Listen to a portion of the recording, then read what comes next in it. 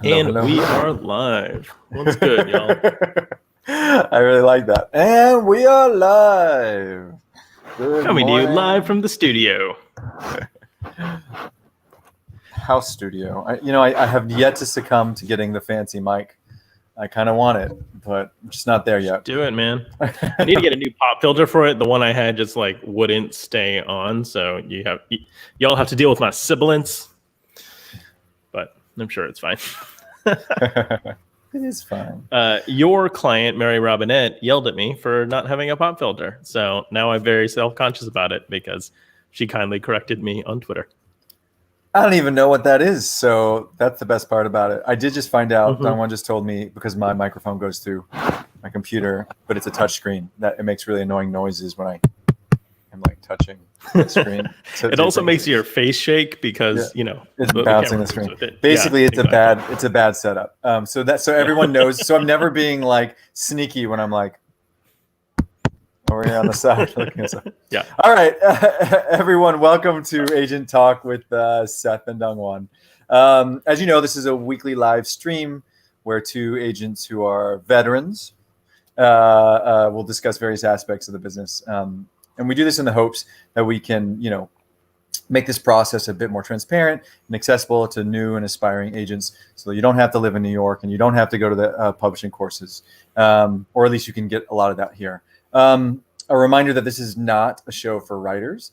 This is, if you are a writer and you want to be an agent, sort of like me, then you can do that. This is great, but this is not like secret writers, writer room zone. The show is free, but of course, if you're able, we'd appreciate it if you kick in a few bucks to POC and publishing, and we're going to drop a donate link right there. We figured out banners. Take a look at it, and Technology. Yep, exactly. I also got smart and put it in the episode description. So if you want an active link, you can do it there. There you are. We're good at YouTube, guys. We're making it happen. Well, I'm not. He's, Don Juan is. So this episode, we're going to be, I guess you could look at it, as a two-part episode from last week. Last week we talked about where to find clients, and this week we talk about how to build a list, which are very related. But it's about, what is and I don't think you ever really hear people talking about this, and it's something that I really wish that I had the opportunity to think on when I was starting out, because it really does matter how you build a list to help sort of push your career and the career of your clients. So that's what we're going to talk about here. How to build a list, some advice from both of us, because we both think differently about a number of things here. So that's what we're going to dive into. So let's do it. Yeah, I feel like this is one of those things where me starting out as an agent later in my career, 10 years in, gave me a huge leg up in this particular zone, right? Because A, I already had established in a genre and had a lot of contacts in that genre, and B, I already just knew a ton about the publishing industry. So I was able to think a lot more strategically and a lot more deliberately about how I wanted to do this in a way that, I was nowhere near being able to think back when Seth and I used to work together a million years ago, right? So my understanding of publishing now is just so different and really allowed me to shift how I thought about building out that list and how I wanted to approach it. Let me ask you a question before you dive in. Yeah. What when you were assistant with me back in the day, I don't remember whether you had taken on anyone. Were you looking to do that? Were you allowed to? What was how long before Chris, his boss, his name is Chris Cohen, how long before he let you is sort of the word. Yeah, totally. In that last 6 months to a year that I was there, I can't remember exactly the timeline, I was able to take on clients, and I take on one writer. Funnily enough, got an email from a referral that she had sent me basically about a week ago, and it was just so funny to have that pop up from my past. And she was a brilliant literary writer. Actually, it was a contemporary realist fiction, and I still think about that book all the time. I should go back and find out more about what happened there after I left agenting. But I'd taken one on, and at that time I was still acting as an assistant. Any commission I would have split with Calhoun, my boss at the time. But I was just starting to get into the zone of being able to take on clients and pitch projects and things like that. And how many years were you an assistant at that time? I think that was my third year being an assistant. Third year. Something like that. That's kind of my memory, a little fuzzy on timelines. And honestly, it was taking that on and getting getting set to send it out, that I think was the moment where I paused and I stopped and thought, do I want to do this? Do I want to be an agent? Do I want to be out there pitching things? And, at the time I was so bad at networking.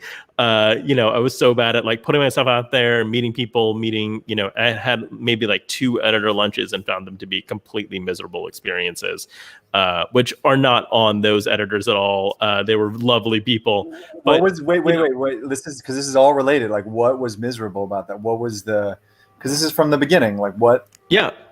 I mean, honestly, we talk about social skills and networking as innate attributes, right? Like, they're good with people or they're good at those things.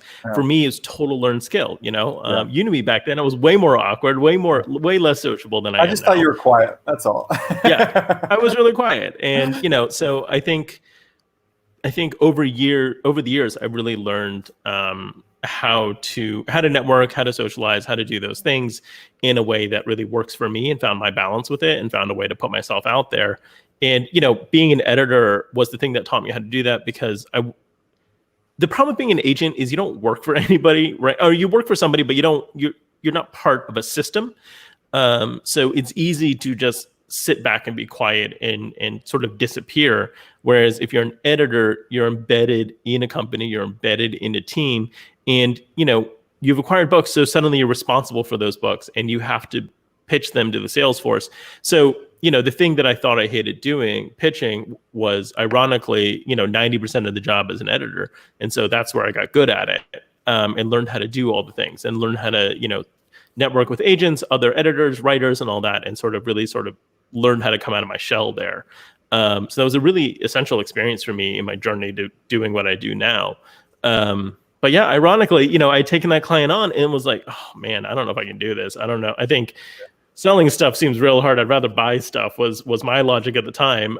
But joke was kind of on me at the end of the day, that it was even more pitching as an editor than it was as an agent. So. Right.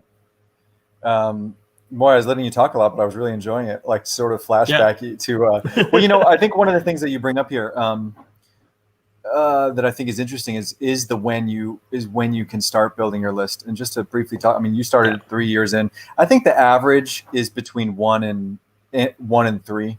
And I would say, the go-getter, it kind of, the ambitious agent or young agent is going to try and start taking people on. Sometimes they try and take them on right away, which is probably not appropriate, but start taking on in about a year. And I think that's not so wrong.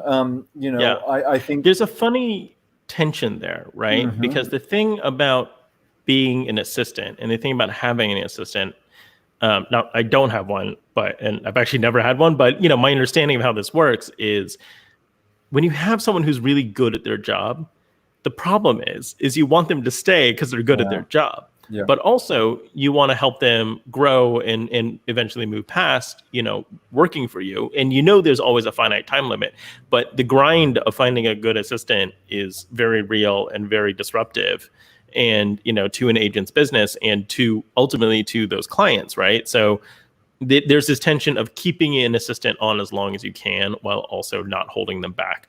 But sometimes that ulterior motive, or that difference in goals between an agent and an assistant. Are we offline? No, we're live. It says we're live. Okay. It looks like maybe the Twitch stream has gone down, but anyways, YouTube's still going. Seems like the YouTube is still going, so I'm not too worried about it. Anyways, that difference in motives and goals is a really important one to keep in mind. So yeah, that's true. I mean, first of all, there's lots of different bosses. I mean, there are certain colleagues or people I've seen over the years that really just want like an assistant to be an assistant.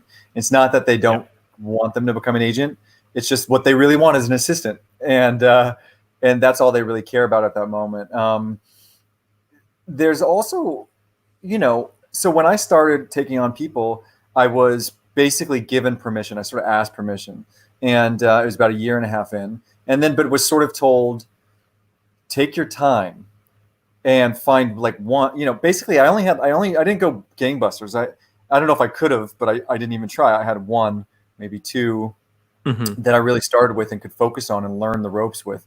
But there's so much to learn. Some of it is, you have to get out there. Some of it you don't. But it is an interesting blend of connection, because you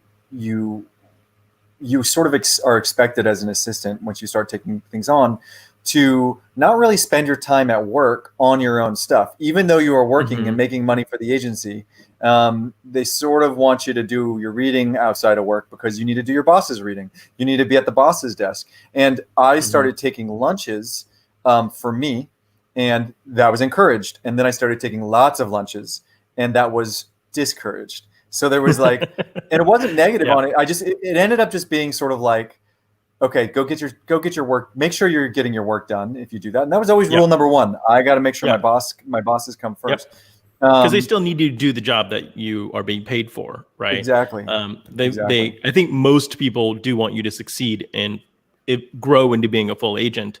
But also they are paying you a salary for a specific thing. And it's important to remember that. And, we talked about this a little bit in another episode, but, when you are an agent, you're making money for the agency. You're not getting a salary, right? So, I think as that shifts, knowing what that inflection point is when you stop getting paid a wage and start earning commission, that's the tricky part. And that's where this play really comes in between an assistant and their boss. Totally. And we'll talk about that. And we'll talk about that twist over from being an assistant to being, an agent. But I will say, it's one of the things in terms of timing or timelines in your head is, say you take on your first one anywhere between 1 and 3 years in, you're not going to have like a real list still for a number of years. It just takes a while to build it, takes a while to get yourself experience. So it's like, it's a process.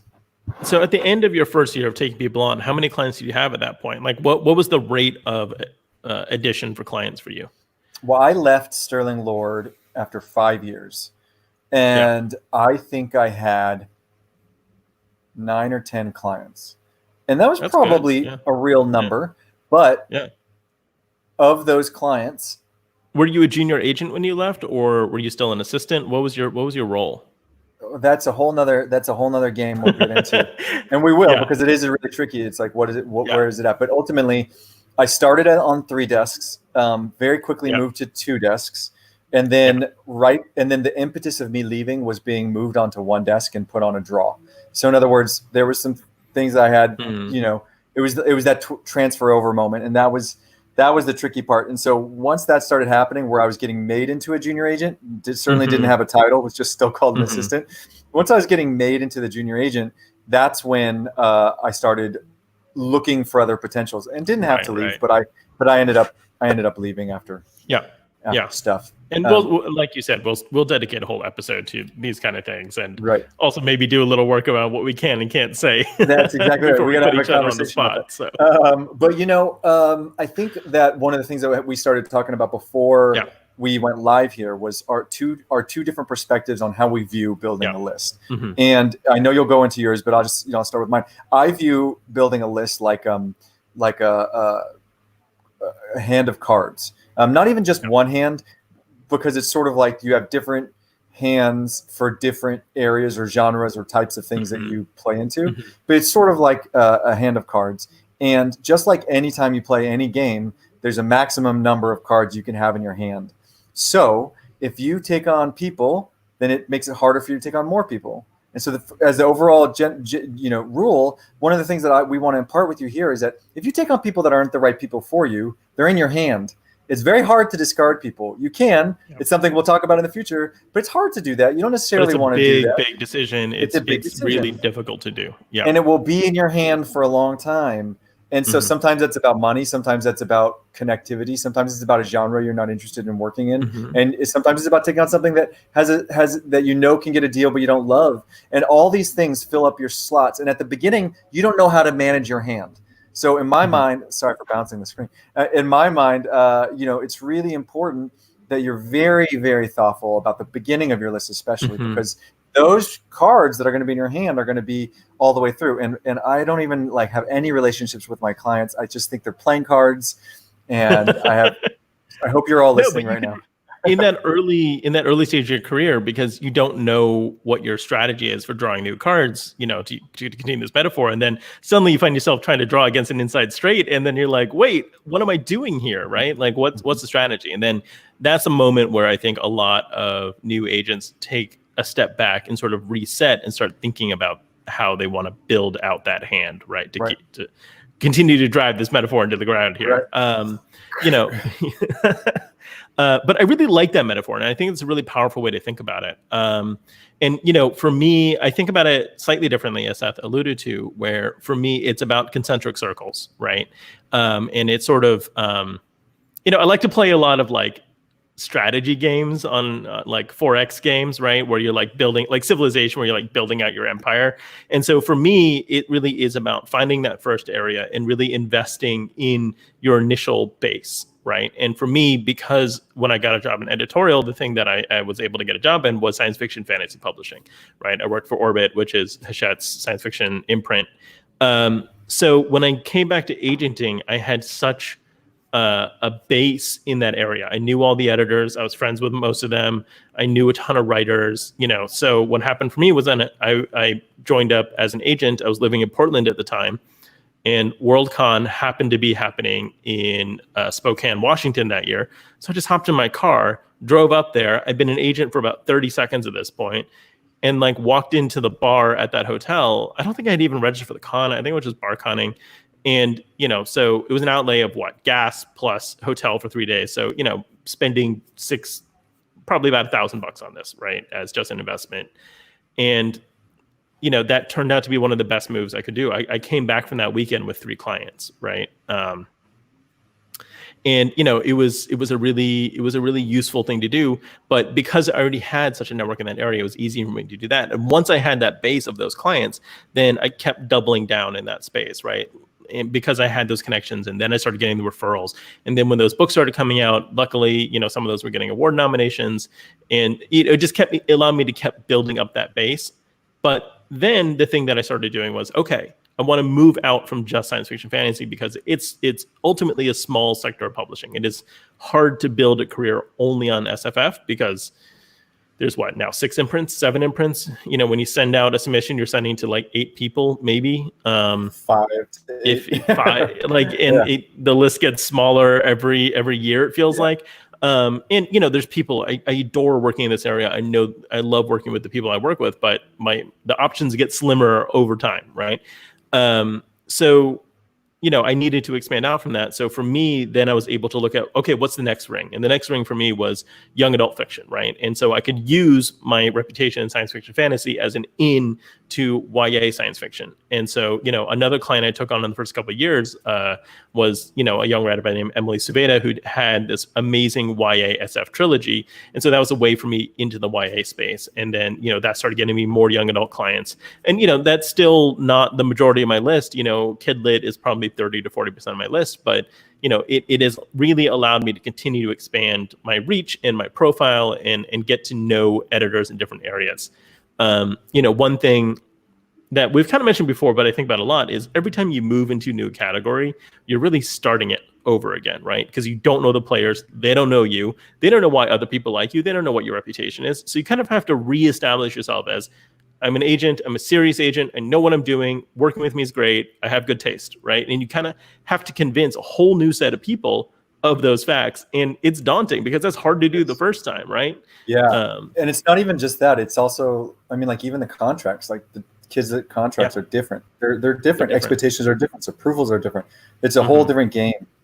Yeah, I think process is different, and actually the internal management structure of those imprints is different, right? Yeah. You're looking at HarperCollins Children's versus Tor Books. You're looking at 2 radically different ways of how you run a publisher, and having to learn all that stuff from the ground up was daunting, and it's still daunting. I'm still figuring a lot of that out, right? And it goes, and just for those potential agents who are watching, everyone, it's also like, we know how to make a book. Like, I know how to help a book succeed, actually publish in the sci-fi and fantasy world. And I know that in the YA world as well, but I know much better in the sci-fi fantasy world, because in the YA world, it's a whole different game, lots of different ways to do things. And So it's really you do build it from the ground floor. But to back up a bit, well, I just have a really quick question before I dive in. Who was your first totally. client? My first client You don't have to tell us, was but I don't know either why you Marina wouldn't. Lusted or Matt Wallace. And the problem is I met both of them at that Worldcon weekend, and I can't remember who said yes first. I love it. I love it. It was one of those two, though. So yeah, that stuff is fun. Well, one thing that you said, I got to go back and check my notes. I do have notes of when everyone joined up, so I need to go back and consult. Check the receipts. One thing that you said that I think is really important as well is you build your list also based off of the agency that you're out. Different agencies have different specialties, and it doesn't mean you can't agent other things, but there are agencies dedicated to kids publishing. There's agencies dedicated to sci-fi and fantasy, and there are agencies like Sterling Lord, where we both grew up in, had a number of different things. But in general, it was very literary. It had a pretty strong kids department, but it was focused. It was basically two people doing that. And then like serious nonfiction. That was like what it did. And it actually, you know what, my boss Claudia Cross did other stuff, but in general, those were like sort of what it was known for. And Jack Kerouac, Ken Kesey, John Irving, etc. David Mitchell. David Mitchell. Well, that's the thing is that I worked with him and I loved him, and literary fiction was my thing. Super excited about it. And when I started, I did take on literary fiction early. And of course, some of my early deals were that, and that is still a large portion of my clientele. But part of one of the reasons why I started doing other things was because I wanted to sort of not compete with my own colleagues. So in some ways, I'm happy to stay with literary fiction because I had the support and the expertise of my colleagues. But then I also struck out totally on my own. They knew nothing about sci-fi and fantasy. They knew nothing about graphic novels. In fact, I think I got into graphic novels a little bit before. And sort of what Don Juan says is I was like, I'm going to New York Comic Con, and this is what I'm going to do. And I'm going to just go around. And that was a really hard way to start, but it worked. I mean, it's slowly. I mean, that's the hustle, right? And when you're starting out, you kind of have to do that. You got to go to the con, you got to go to the writer's workshop, you got to go to the conference, whatever it is, and just meet other people and, talk to them and until you find that thing, right? Right. And, you just need that one big name in a space, and that'll completely change how you operate in that space. No, it's absolutely true. No, I mean, I agree with that completely. And you can see the rise and fall of your own fall. Yeah. I'm sorry, I don't mean to say that. The rise of your list in a certain way based off of, the client exposures that you have. And I feel like, when we're talking about building this list, this is one of the things that you're going to have to decide is, do you want to focus on one little area and become the expert on that? Or do you want to start on a wider berth? And I think this is a little bit of one of the differences that Don Juan and I have, is that I really think that one of the benefits I had, and there's the clear negative too, I'm going to get to, one of the benefits I had of choosing to go literary, but also sci-fi and fantasy, but also graphic novels. Those were the big three in webcomics. Those were the big three I started with. And I got into YA and I got into picture books, and I did a lot of other things, but those were the big three, was because it allowed me to take on clients that wouldn't compete with each other either. So not only was I not competing with other agents in the the office, but I was also I could send out a sci-fi book and a literary book literally the same day, and I would not do that, but I could have. And that whereas for me, I'm constantly having to stagger, right? I'm constantly having to be like, I got to sit on this thing that's ready to go. I got to wait 2 months because I got this other thing out, and I don't want them being in the same editorial meeting competing with each other. Right. So. Right. No, absolutely. And I think that some editors will say that's fine or whatever, but I think we all think that's they all say it's fine, but it's not. It's really not. It doesn't seem fine. I did it once, and it totally backfired on me in this awful way, and I'm like, never again. Yeah, anyways. I mean, that's a lesson to learn, right? And so when you have a list that it doesn't mean that you should just go scattershot. It doesn't mean it means that you should still care and focus on whatever you believe in. But the thing is, for me, I just loved what I loved, and I thought that what really helped me out in terms of getting bigger faster as an agent, or having a bigger list, that was succeeding, was being able to confidently go into the circles, a few different areas. Yeah. That said, I have a very full list. And I have a lot of clients, and I probably have way more than most people. And now I have to be very, very careful. Can you say about how many you have? Do you want to share that or no? Okay, if you don't. No, I don't know if everyone knows, but why not? This is what we're about here. We're trying to be honest here. So I think the Yeah, number is something like 65 to 70. yeah, But again, they play into a lot of different spaces, hmm, and there's dormant people and there's yeah, active exactly. people. Yeah, But yeah. sometimes I get 6 manuscripts in a week, and that's really God hard. damn, man, And that and is you're really like, hard. what am Yeah, I going to do? The good news is that and with that feel many, your pain. Yeah, yeah, some of them are option books, some of them are yeah, yeah. new, and some of them are to different places, and you can like disperse them. Uh-huh. But I still have to contend with that, and that's the negative about all this is Hmm. that I just I is that I have my list grew very fast and sort of Hmm. unwieldy, and it took a long time for me to really control and know Hmm. how to do and be comfortable with that. So Hmm. yeah, Yeah, and we're talking about being very deliberate and very strategic about how you do things, but part of it is also chasing success, right? yeah, You know, the things at some point you will become known for something, right? Ideally, ideally you will sell a book and that book will do well or win awards or something, and that'll help define you in a space. And so for me, when I was showing up at that Worldcon, I was known for doing James S. A. Corey, I was known for Mira Grant, and so I was like really known to do commercial science fiction within this space. And, I had that rep. So that helped me a lot in terms of picking those people up. And, for you, Seth, I know you had early successes both in literary and in webcomic and in SFF that really helped define who you were as an agent. And just, you know, how do you feel like taste plays into this, right? How do you feel like, what's the point in which everyone looks at you, an editor will look at you, a writer will look at you and be like, oh, you do this kind of book, right? Or do you feel that's yeah. not true? No, I mean, listen, I think that's a great question. And I have to be honest with you. I've been doing this for 15 years now, and I am still unsure how Yeah, people view me. And because, of over the course. years, Yeah. you have these good relationships, but you also like have to get aggressive for your clients at some point in time. You have to make a Hmm. fuss at some point in time. It does this, it Hmm. does that. Who knows I where don't it's necessarily been mean in spurred? like a business reputation, but Sure. yeah, yeah. Sure. Well, I think that it again. That's part of the web and the flow, the ebb and the flow, not the web and the flow. I don't know what's wrong with me today.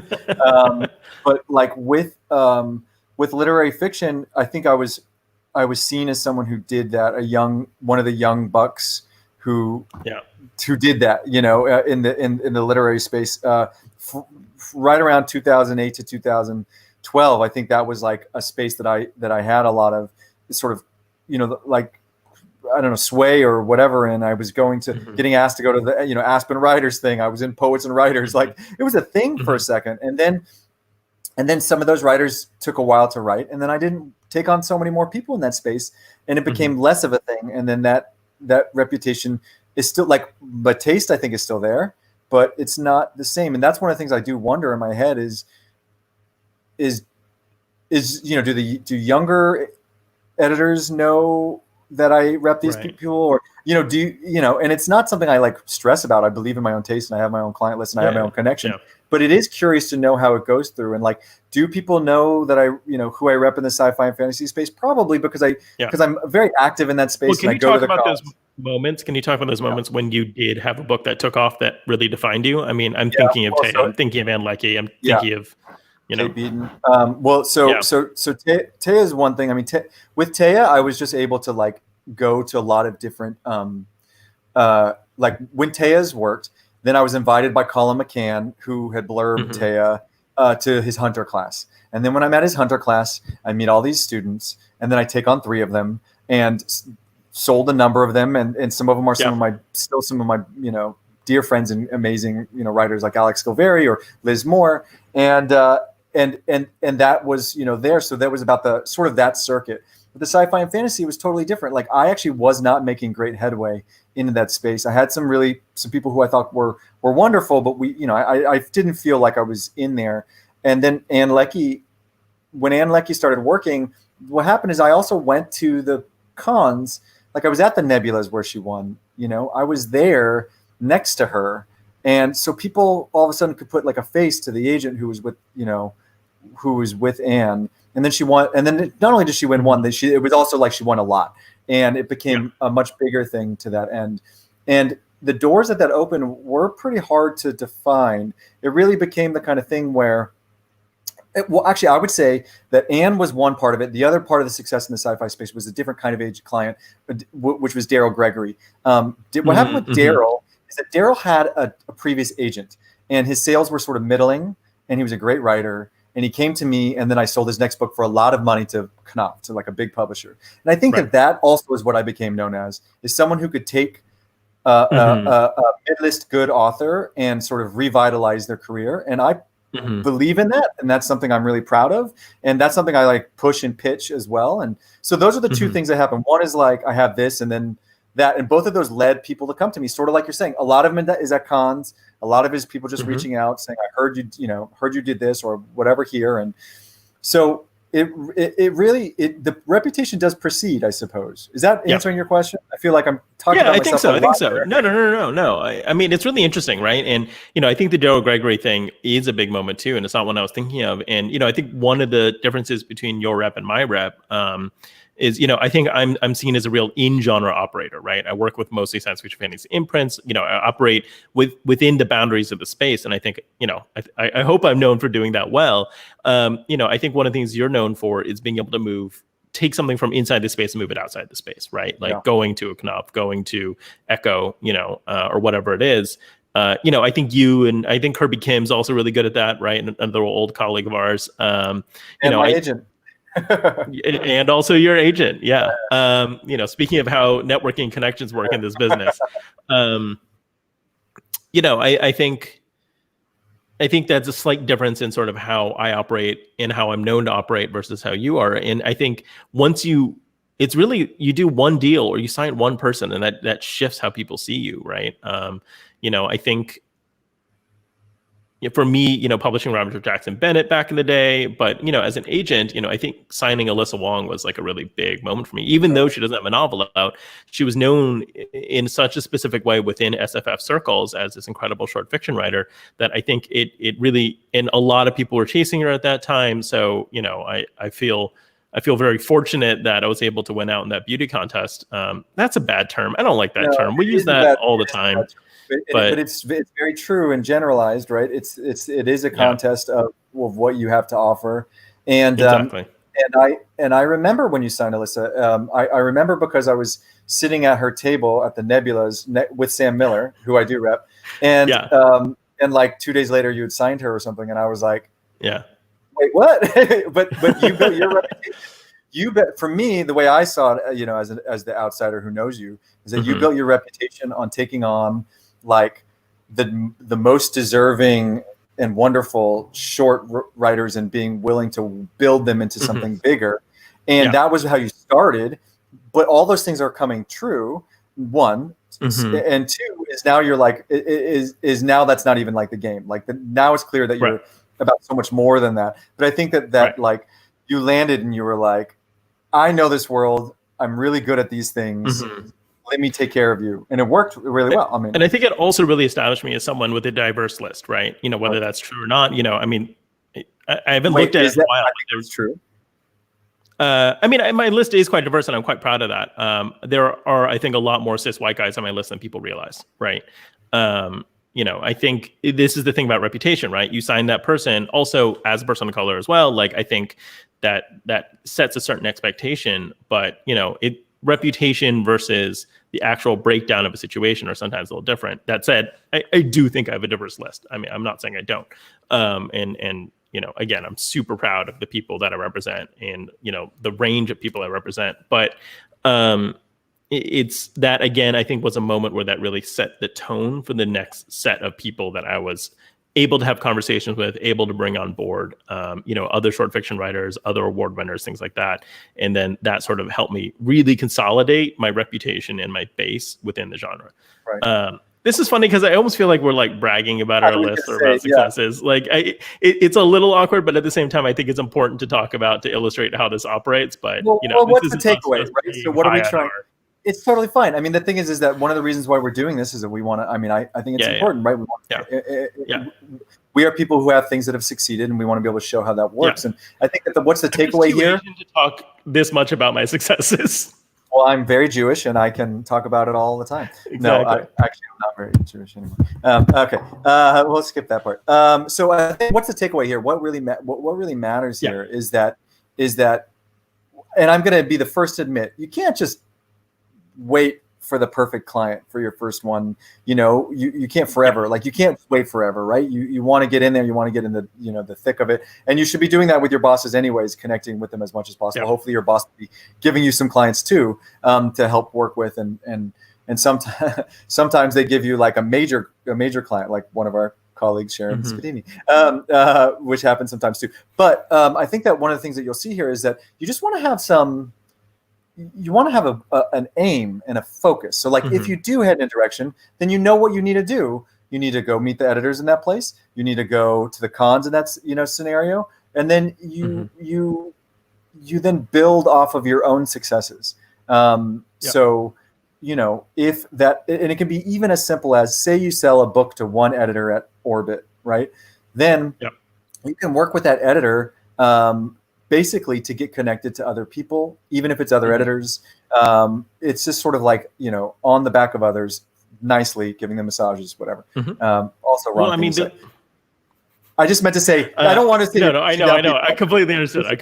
I mean, those reputations and those relationships are super important, right? Once you start working with that person, and then they'll vouch for you, and then they'll introduce you to other people. And, also, once you work with someone, you have a good experience, you have a good relationship, then that next project, they're excited to work with you again, right? And then that keeps building on that, right? So, I think the takeaway for me is sort of two different things. One is be super strategic and think very carefully about what genres you want to work in, what are your strengths, what are your interests. And then, because it's always about taste, right? It has to be about taste. It has to be about something that you really love.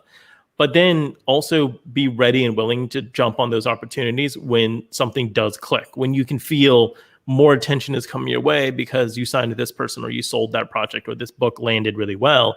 Even if it doesn't necessarily become a bestseller, you can have a thing that is buzzy within the industry that people like, or helps define you in an interesting way.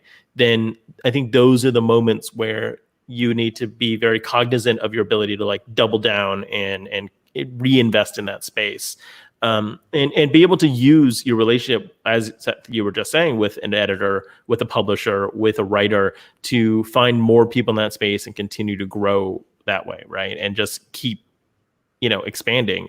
I think in our notes I wrote down consolidating power, which is maybe not exactly the right vibe, but like it is kind of that. It is kind of that ability. What's the goal here? The goal is to be able to work with amazing writers, okay, right? And make them successful. But a lot of other people have that same goal in mind. They're going to be going after the same people. So I think we have to be honest over the fact that we want to win those. We want to be able to get those people that you want to work with. And there are a lots of different agents who have a lot of amazing clients. And there's enough space for everyone. And at the same time, let's say Dongwon and I, we compete against things all the time. And but we also support each other all the time. And I think that comes back to one of the other really important things here is that you really do have to think about the industry, as a whole, all the way through, right? The person that you pass on kindly is going to get a deal somewhere else and might become really famous, and etc. The editor that you work with, you have a positive relationship with them. They'll want to work with you again. They'll want to recommend people to you. Same thing in film and TV. Same things when you go to these cons. Clearly, you should be acting appropriately when you go to these cons. And I think that's just a really important thing, is that throughout this entire process, you have to be professional, and you have to be, when I say good, I mean as a good person, but you also have to really, the competition is fierce, right? Yeah. And you have to also pick what's your niche. Like, what is the thing that you do best? Like we've talked about this before. Is it editorial? Is it this? Is that? And so that is what you're pitching yourself when you get some of these new clients. Yeah. And, I think that we talked a lot last week about how important referrals are and how much of our list is built on those referrals. And, those provide opportunities, right? Last year, Seth, you and I were going after the same person, and that was who has gone on to be extremely successful. And, I think that was a great one. But my understanding is you and I were the only two people in that race, right? That's true. And that's that's true. Certainly at the end. Because you and I had a reputation and were able to and we had inside tracks, right? And it was that was a fun one, and but also because we had those referrals, because we had that reputation, because we've been successful in the field and people know us as a certain type of actor, I think they afforded us that opportunity to be in there. Right. And there have been several times where I've been able to scoop somebody, and other agents will come to me and be like, I didn't even know that person was on the market. And I was like, that I don't know what to tell you. You know what I mean? Like, either I jumped in early or I had the reputation that helped me pull that in. Right. So developing that, building that is so important. And so how do you do it from the beginning? So say you're a brand new agent and you're heading into this space. What's your advice for being able to get that first client then? I'm going back to your hand of cards metaphor, right? Make sure you're building a good hand, right? Not every one of those is going to land, right? Not every one of those is going to lead to success. But when you're pulling those first few cards, make sure the ones you really believe in. Make sure that you feel that they're great projects that have that potential. And then, once one of those lands, once you start building out that perfect hand, then just keep investing in it. That's my advice, right? But also, what you're saying, Seth, is also true where don't limit yourself to one channel, right? I already had success in a space, which allowed me to focus on that channel and then expand, right? Expanding has been really important for my business and really challenging, but in an exciting way. But when you're starting out, you don't know if you're going to get that big literary author, right? You don't know if you're going to get that big memoir, that big, prescriptive nonfiction, whatever area you're interested in working in. You got to chase your interest. If you really like food, do food writing, do cookbooks, right? If you really like crafting, like do knitting books, right? Like there's tons of ways that you can take your personal interest and taste and turn that into something, right? Can I jump in here? Yeah, I please. think that's one of the big things that's changed actually since I was starting out, is that I think now there's a much more vibrant, online community build platform level something or other that you can follow your interests in a much easier way.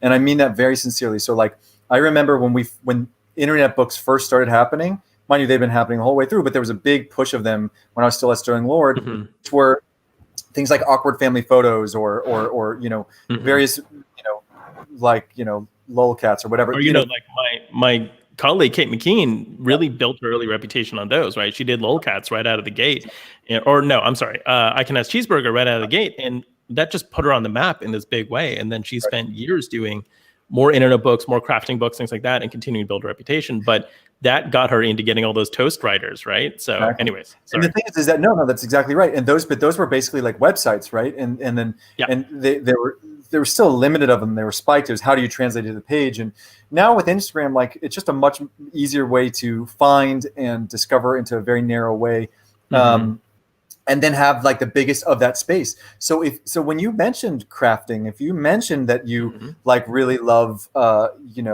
building, replica spaceships or whatever, like you can find the best person who does that. And maybe that works. Maybe it works. Maybe it doesn't work. Maybe that's a good deal. Maybe it's not a good deal. Maybe it's someone who has more to say than that, or can say it in the very best way, the very interesting way. And you can get a $30,000 deal or a $100,000 deal or a $30,000 deal that gets really big because it gets its very niche engaged core to go and join. And I'm not saying you should build your list based off of like the internet or whatever. What I'm saying is you should follow your interest, because nowadays you can actually make that work. For a really, really specific example, I love tabletop role-playing games, right? Like I love playing those games. And so I was listening to a bunch of podcasts and I got really interested in that space and was like chasing some things. And, my instincts have been proven very correct, right? You look at how big Critical Role's gotten. You look at, Adventure Zone, #1 New York Times bestseller, right? And, so I have a client in that space, and we're working on developing some stuff. But, that's the thing where I just loved this category. I loved these podcasts. And so I just started investing in it. And I'm hoping that'll pay off for me personally. It's definitely paying off in the market. And it's just an interesting way in which our current internet environment, our current publishing environment really allows for investing in really narrow niches that can be hugely successful, right? Like you look at the My Favorite Murder book, right? Stay Sexy, Don't Get Murdered. Is that what it's called? Huge success, right? There's all these things where you can chase a thing that you love, chase a thing that you're interested in, and that can lead to the key thing that unlocks the rest of your career. Right. Exactly that. Because if you do like one internet something, Yeah. you can do other internet things, even if they're not like the same related things. And it's the same thing. You do one crossover book. Like ultimately, when you look at my list, it's not literary and sci-fi and YA. It's actually speculative fiction. I just like it. Like sometimes there's a thriller in there. Sometimes there's whatever. And I love those books and it's fine. But in general, like if you see the cross thread, it's actually sort of just variations on the same spectrum. And all I am really doing is chasing my love. And I think that's what you find. You know? Yeah. I like that our takeaway at the end of all this of like strategy. But the reality is sign books you love, right? The reality is take the thing that you were interested in and that you love and chase that, right? Like if you look at the cross section of the books I publish, you'll find that there's a certain kind of voice and tone and things that tie those together, right? I think my list describes a taste in a way that I couldn't put my finger on, right? And that's the thing that there's no way to explain. It's hard to train that. Just read broadly and then think carefully about what you liked about a book, and then use that to invest in building your list. And hopefully, when that one thing hits, then just chase that. And agreed, it's a long, hard road. I'm gonna say it's not straightforward, but I think you can get there. Well, we should get moving to the questions. But the last thing I'll say to wrap up my side of things as well is like is if you take on something that's the easy deal or something you think is going to sell, but you don't necessarily love the subject, even if you sell it, you're not going to love it. You're not going to have fun with it. You don't just sell a book and then walk away.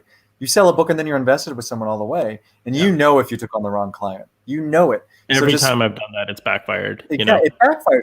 Feel it in your gut. It's just imagine, like when you take on someone, you're basically putting the picture of that book next to your bedside. And when you wake up every day, are you going to be happy to see it? And the answer has to be yes.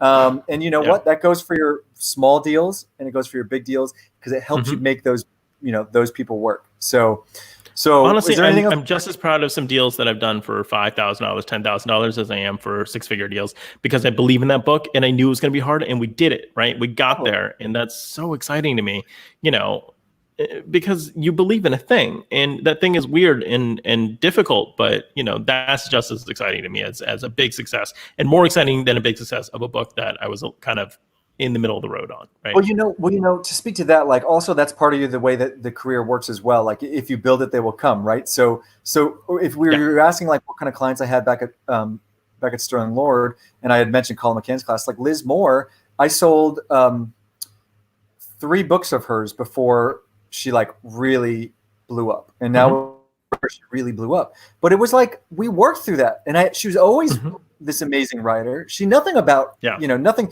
I can't wait for the people reading her big book right now are going to go back and be like, oh my God, Heft is amazing. I can't wait for that. But we've been there the whole time. And I think that's the other thing. If you sell that book and you're proud of it and whatever, that book is going to do a certain measure of good, and you're going to build that person. And that person's going to be someone you believe with and stick by. We got to do an episode about overnight successes, right? Quote unquote overnight successes that are people 10 years into their career. All right, let's do questions though.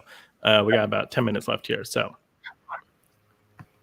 all right. Okay, so since you both talked about investing and going to cons and acquiring clients as an agent, you operate as a small business freelancer. For me, I don't think it was revealing too much. I'm on a 1099 with my agency. I'm not an official employee, right? I'm effectively a freelancer. So the way I handle my business, the way I handle my taxes are the same as any freelancer, basically. At some point I might form like an S corp or something like that, depending on certain factors that I don't fully understand, if I'm going to be very honest right now. I need a good accountant. If anyone's got a recommendation, I'll take it. I do. I got a very good one. Oh, hell yeah. Please send that to me. I'm doing fine for now, but that would be, and these are things you need to think about as an agent, right? What does your business look like? How are you doing your taxes? What are your expenses? How are you tracking business expenses and those kind of things? At the end of the day, when you're an agent, you're not part of a corporation. You're usually, or not usually, but often running your own business, and that can be complicated. And I'll say I'm actually the opposite, though. I've always been part of the W-2 game, and that does change things. So when I go to cons, I convince my boss to send me there, and he pays for it, and then it's it's written off that way. That said, if This I is need why to I go make to Seth buy me the drinks when we're at cons together. So it's true. It's true. It's true. I pull out that credit card. But the thing is that the same way I can do my own and I will do my own. And you sort of have to get to a place within your own agency whereby you can both afford it and do whatever, and also have like the capital in your own agency to just do what you want as well. So there is some of those things like, but like the London Book Fair, for instance, basically one every 4 years, I can lobby and go, and the company will pay for it. If I went every year, I would need to pay for most of it, so it's sort of like that, if that makes any sense. Yeah, and I've been able to do that with my boss too, even as loose as our agency is have a conversation, and he'll say, I'll pick up half your hotel for this or whatever it is. And especially starting out, those things help me a lot in terms of because I mentioned going to that first con, and again, that was a minimal outlay for that con that I went to, but it was still easily $1,000 out of pocket. And right? if you're just starting, I mean, that's crazy talk. That's a lot of money. That's tough, right? Like, so you that's have health to figure insurance out for the month, right? Well, that's the thing, is that you do need to go to these things, right? But you got to figure out how to get invited to them in ways that they'll pay. So sometimes that's just like the writers' conferences or whatever. And listen, we're gonna have to talk about the cons and being invited and making that your salary and getting paid. But sometimes, we got to do a whole thing about conferences. So we'll stop right here. But that's something that we got to talk about because it's hard. It's really hard. And part of what we're talking about is the discrepancy of money. Okay, so for Matt's question, it sounds like you both had early successes or relationships. Were there smaller deals that helped you as you began? Or how do you view those deals with non-Big Five publishers? So when we started, Big Six, and that was a big difference, Penguin being separated from Random House. It provided a lot more opportunities. But I would say that what really happens is, for me, even nowadays, I sell things to smaller places, and I do, but I still aim legitimately and to the Big Five plus two. Probably that's about where it's at. Depending, and then you go into the kids space, it's actually like 5 plus 5 maybe. But I head in that direction. And mind you, when we say Big Five, that could mean anywhere from 20 different places to send something to that 7 we were talking about. But what I will say is maybe to answer your question a little bit differently, is that a lot of my big clients, their deals were not huge deals.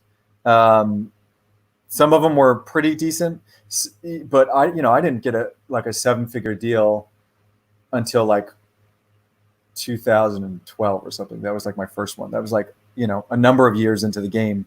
And like, I'm not going to tell you any of my authors' financials, but they weren't necessarily big. Some of them were at auction. Sci-fi fantasy doesn't pay tons of money, so that's the thing. But once you get the success of that book, then it grows from there. And so I think that it's small deals can absolutely make into big books. And I think it would be lying to think that there wasn't a direct correlation. And we'll talk about that later. But it's really about the things that you love and finding the people that love them well. Yeah, that's great. Okay, we're going to skip your question. I'm sorry, because we're going to spend a whole episode on that topic. Yeah. So stay tuned for a few weeks from now, and we're going to really dig into making that transition from assistant to agent. Okay, at what point in your career do you feel comfortable, confident saying, I'm an expert in this space? There's no way to answer that question that isn't going to sound like a huge, ridiculous flex. Woo, right now, right this moment. Yeah. For me, I had a year when I was an editor where I think I had 5 different things on Hugo ballots. And then I was like, I think I might know what I'm doing in this space. You know what I mean? And I think that was a moment where I really was like, oh, wait, I know what I'm doing. I know how to pick projects. I know how to pick people. And I really like working in science fiction fantasy. And I think that was a moment where I was like, oh, yeah, this is a thing. This is a space that I know. This is a category that I know, and I know what I'm doing. And I think for me that was a big turning point. So, yeah, I mean, sorry about that. Because flex once again. No, it's all good. There's chips on your shoulders you have, and it's good to have them sometimes. But it's like, when Anne was first winning the awards, I felt like the need to say I repped Anne Leckie, right? Because that's how. And then at some point in time, you don't need to say that. And I think it's when you don't need to say it is when you feel like you're in a place. And sometimes I still need to say it for certain things. You still need to flex those credentials in order to be able to have people pay attention to you. So I don't know. It's an interesting game, but yeah. This Okay. is a funny point about a reputation and taste. People congratulate me all the time on Anne Leckie. I had nothing to do with that book, and it's so weird to me that that happens. But clearly, there's something about my taste that people think that that is a thing that was associated with me. Again, it came in after I left, maybe a couple months after I left, so I literally had nothing to do with it. But few people know, but Tom Bowman was the editor who bought Anne Leckie, Yeah. and Tom is like nowhere near publishing anymore. Well, I mean, he writes, but he's not an editor anymore. And he went for some big award recently. But the editors. But yeah, it's kind of fun. It's funny how that game works. Okay, let's keep moving here. While we in no way am I taking credit for other people's work. Great to hear about your early successes, says Sam. Thank you. I'd love to hear about early failures. Now, this comes up a lot, so we're fine. Let's talk about it. So, when were you starting to build your list? Did some books not sell? Let me be clear. Books don't sell all the time, right? The question is what you do with that, right? So my first client, which I haven't said yet, was a guy named Alexei Zentner. I found him in Tin House Magazine. Incredible writer. He wrote this story that ended up winning the O. Henry Prize, and he had a book ready. Right. And you know what? The book was good. It wasn't great. And it was ready though, and I wanted to work with him. And there's probably a combination of factors of like my stature being small and the book not being his strongest work that got us to the point where we didn't sell it. And then he wrote another book that didn't work, and now that starts becoming challenging, right? Because that's sort of like you're in a relationship with someone, and 2 books I haven't sold. So now he rightfully so was thinking about whether he should leave. And then he did his 3rd book based on the short story that was so good that I signed him with. And while he was doing that, he ended up going to another agent. So I lost my first client, and that is something that how'd that book do? That book sold. Yeah, it sold. Yeah. And I'm going to be honest that like there's weird stomach feelings because I put like work into that book too. Yeah. Ended up going to a really famous agent. Yeah, went to a really famous agent, and the book sold at auction. I don't know how well it did, but I know he's been up for some prizes and stuff, and he's done just well by himself. But what's most important is that author Alexei went to, and I had mentioned before, he had gone to the Cornell writing program, and he introduced me to Taya. So if I had not signed Alexei, even though I had this complicated, he left me relationship, I wouldn't have signed, the godmother to my children and like one of my biggest writers ever. So ultimately, what I did is I saw his genius on the page, and I was with him, and it led to something, and that's what happens. Yeah. I mean, I think that's the thing about this question is, those things affect you, but there's always opportunities, right? And I think when you're an agent, especially, you always have to be open to the ways in which this can work out that aren't necessarily obvious, right? And really believe in this can lead to other opportunities, even if it doesn't work the way you exactly wanted it to. Or what do you learn from this experience? What do you learn about, how to edit, how to market, how to pitch, right? Like there's always, I'm a big believer that failure is really the only way we learn how to do things, right? I think failure is one of the most important things that we encounter in our lives. And as an agent, you're going to fail a lot, right? Mostly what people don't realize is mostly what we hear is no. Like that is the thing that we hear constantly from everybody. Writers tell us no, editors tell us no, sales forces tell us no, the readers will tell you no, right? Like those are all things. And, what can you take away from that? What can you learn from that? How do you keep going when you're faced with that is the things that will really define who you are as an agent in my personal belief. So, okay, Maria, seconding Sam's question, how do you navigate if you believe in an author client, but not a particular book? That's always a tricky thing, right? And that comes down to your relationship with that client, right? I will never send out a book that I don't believe in. And it's going to be up to our relationship to work it out and figure out, okay, if you really want to do this thing, how do we make it something that I can convince you that this is the way to do it, and you can convince me that there's the potential here, right? It's a really difficult conversation. It's hard to navigate. It's a real challenging moment in an author-agent relationship. And, I've had times where that was the end of us working together, right? Yeah. I've had those moments. I think it's the most common separation moment. Yeah.